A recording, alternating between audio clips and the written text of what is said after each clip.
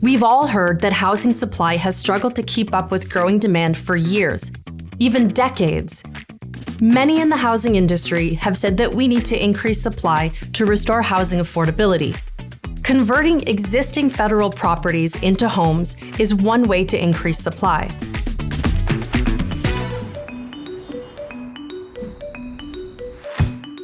Canada's housing affordability crisis is a growing challenge. In this episode, we'll explore how unused federal lands and buildings are being turned into housing and hear from an expert about how this process works.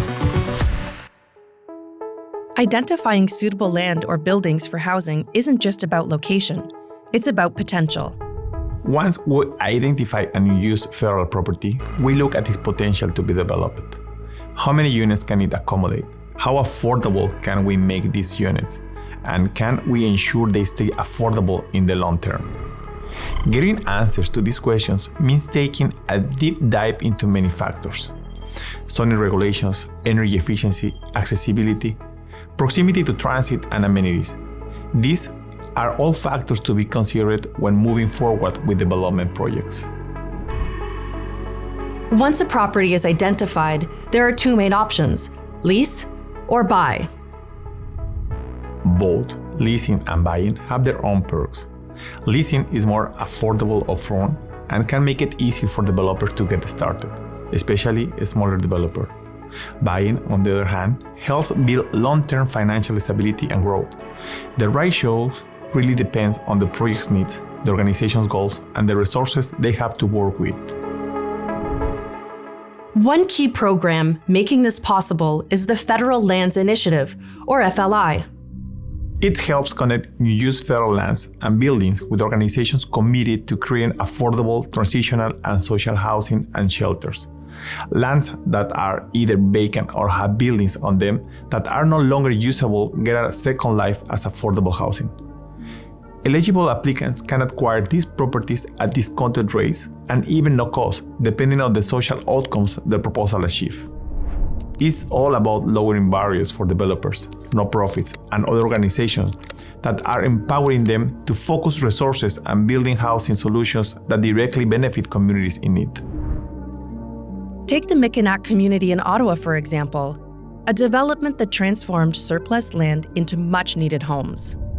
Building large-scale projects, when you're talking hundreds of units, doesn't happen overnight. It takes a long time to get the land zoned. You have to secure infrastructure work. Then you have to secure the funding to advance that. And having a federal partner with that long-term vision is mission critical to us advancing. And having that ability to know that you have land available to you, to tie that into your plans and create those opportunities is really core to success. And the project we're at here, we've referred to as Mi'kmaq. It's 271 units of affordable housing over 3 buildings. It's a great facility. We're particularly proud of it.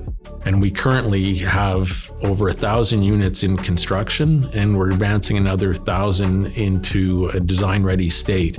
So this is really the future for OCH. It's the future for affordable housing. We really have to be creative about ways of creating new inventory to meet the increasing demand.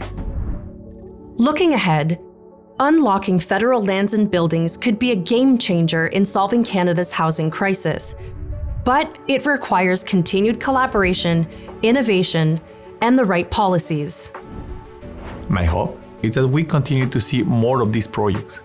It's easier if we find properties that are already zoned and serviced for housing, and close things like shops, schools, and transit. But that's not always the case, which is why innovation and collaboration are so important.